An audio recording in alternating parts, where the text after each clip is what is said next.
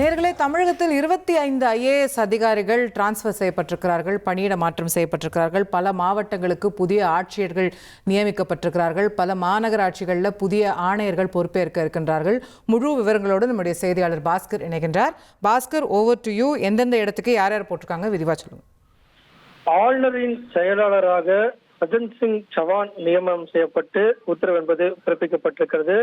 2 மாவட்ட ஆட்சித்தலைவர்கள் நியமனம் செய்யப்பட்டிருக்கிறார்கள். அந்த வகையில ரஞ்சித் சிங் IAS அவர்கள் ஏற்கனவே அவர் தேனி மாவட்ட ஆட்சித்தலைவராக இருந்தார். தற்போது தென்காசி மாவட்டத்துக்கு மாவட்ட ஆட்சித்தலைவராக ரஞ்சித் சிங் அவர்கள் நியமனம் செய்து இதற்கான உத்தரவு என்பது பிறப்பிக்கப்பட்டிருக்கிறது.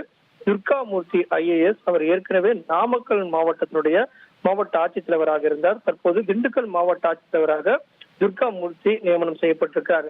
தென்காசி மாவட்டத்துக்கு ரஞ்சித் சிங், திண்டுக்கல் மாவட்டத்துக்கு துர்காமூர்த்தி நியமனம் செய்து இதற்கான உத்தரவு என்பது பிறப்பிக்கப்பட்டிருக்கிறது.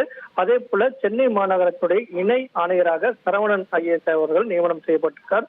தமிழக ஆளுநரின் செயலாளராக சஜன் சிங் நியமனம் செய்யப்பட்டிருக்கக்கூடிய நிலையில கரூர் மாநகராட்சியுடைய ஆணையராக பிருத்திவிராஜ், தஞ்சாவூர் மாநகராட்சி ஆணையராக தீபனா விஸ்வேஸ்வரி நியமனம் செய்யப்பட்டிருக்கார். இது போல 25 மாவட்ட IAS அதிகாரிகள் நியமனம் செய்யப்பட்டிருக்கிறார்கள். அதில் கடலூர் மாநகராட்சியுடைய ஆணையராக கிஷன்குமார் IAS நியமனம் செய்யப்பட்டிருக்கார். இது போல 25 IAS அதிகாரிகள் இடமாற்றம் செய்யப்பட்டிருக்கிறார்கள்.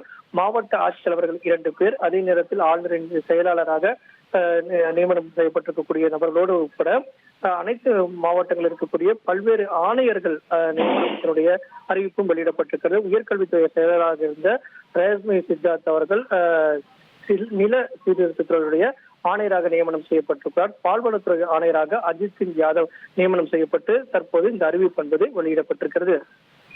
நன்றி பாஸ்கர், கூடுதல் விவரங்களுக்கு. இனி செல்லும் இடமெல்லாம் செய்தி.